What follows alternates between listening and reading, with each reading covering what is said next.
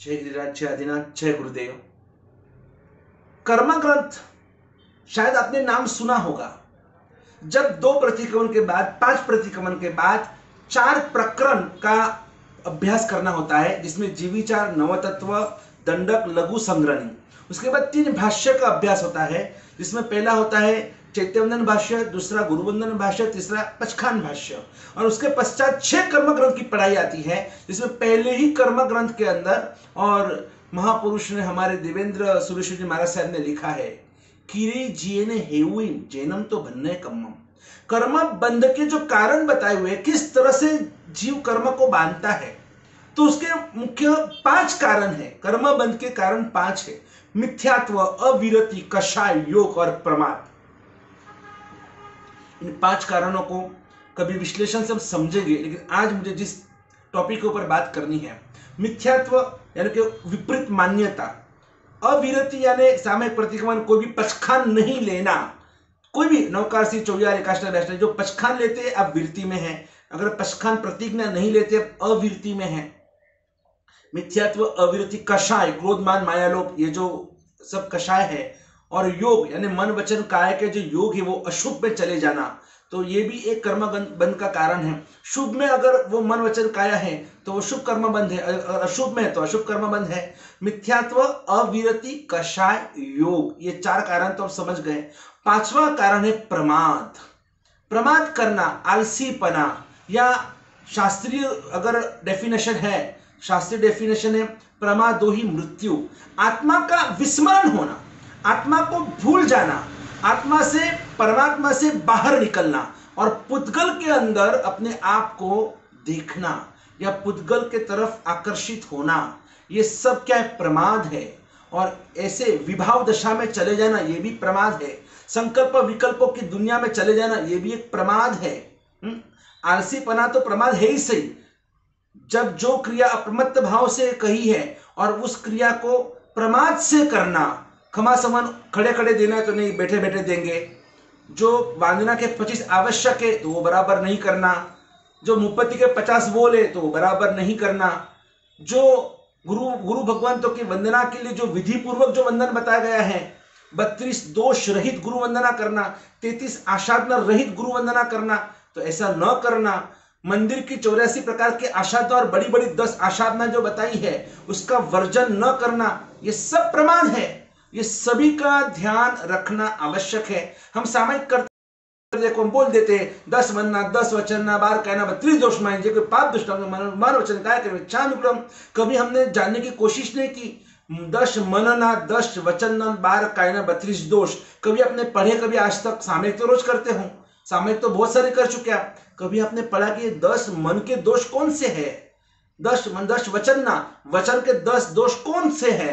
काया के 12 दोष कौन से है? ये जो 32 दोष है एक बार मुझे पढ़ने हैं।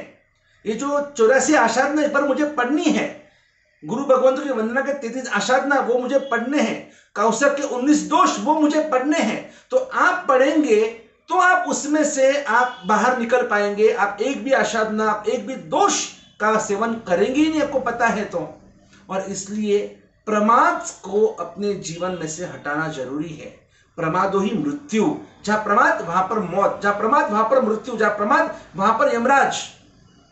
जैसे आप कई बार आप रोड के ऊपर पढ़ते हैं कि नजर हटी दुर्घटना घटी। ये क्या है? ये प्रमाद नहीं तो क्या है? अगर थोड़े भी आप ड्राइविंग करते करते चूक गए, आपकी नजर इधर उधर हो गई, या आपको एक झपका का एक पलक आपने झपट लिया, आपको नींद आ गई, तो समझ लेना गाड़ी गई और आपके साथ में सब जितने भी है सब गए गड्ढे में। सबका एक्सीडेंट हो जाएगा, सबको कम मौत से मरना पड़ेगा। और इसीलिए प्रमाद कभी नहीं करना चाहिए।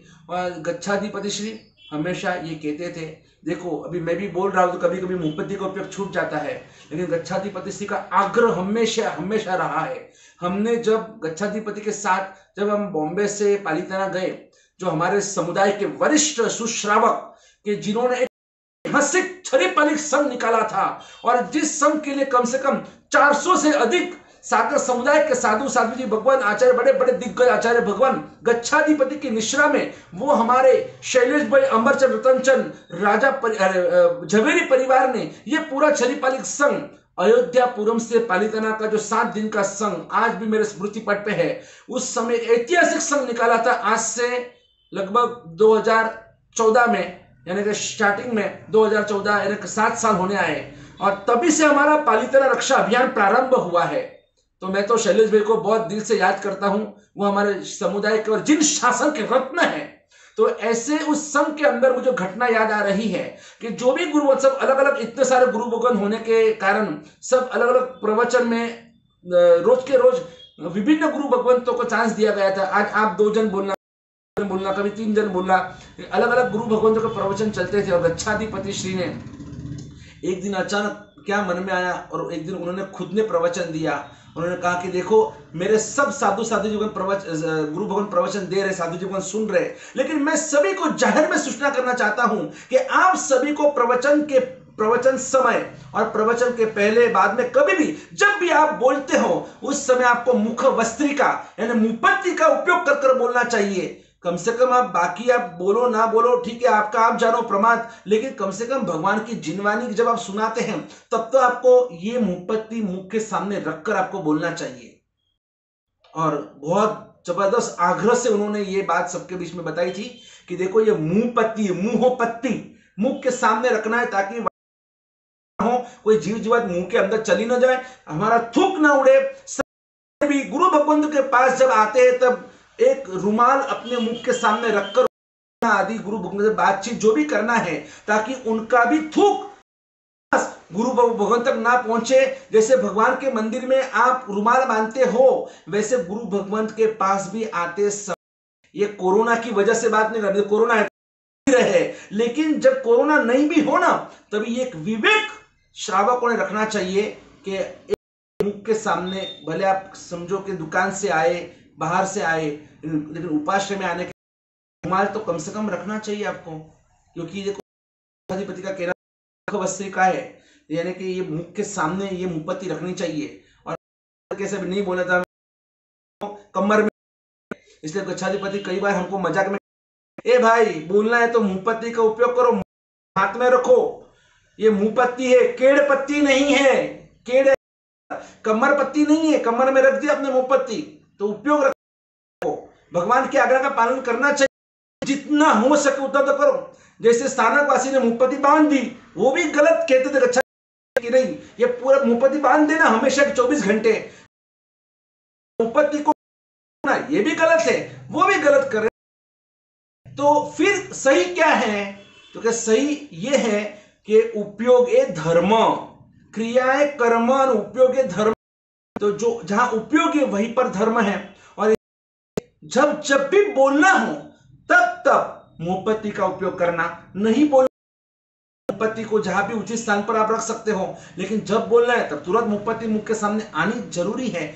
जब भी आप सामयिक करो, प्रतिक्रमण करो, पौषध करो, या हम दीक्षा में हैं, तो ये उपयोग रखना जरूरी है। इसलिए ये पूज्य श्री का जो एक सूचन हम सभी को ध्यान में रखना है, आपको भी और हमको भी। कभी कभी हम भी प्रमादवश मुपत्ति का उपयोग छूट जाता है हमारा, लेकिन ये उपयोग ताकि सभी जीवों की रक्षा हो। और जैसे पानी छान कर पीना चाहिए, तो वैसे पानी के साथ में वाणी भी जो है ना, वाणी को छानने के लिए भी मुपत्ति होती है। भाषा समिति, वचन गुप्ती, ये सभी जो हमको भगवान ने हमको बताया है, तो उसके लिए भी ये अगर मुपत्ति है तो हम एल फैल कुछ भी नहीं बोल सकते हैं। अगर आपके पास भी रुमाल है, घर में भी आप जैसे जैसे जो भी मन में आया आप बड़बड़ करते रहते हैं, बकबक करते रहते हैं, जिसके मन में जो भी आए दूसरे को गालियां बकते रहते हैं, तो ये उचित नहीं है। तो इसलिए एक साधक के लिए ये मुपत्ति का उपयोग जरूरी है।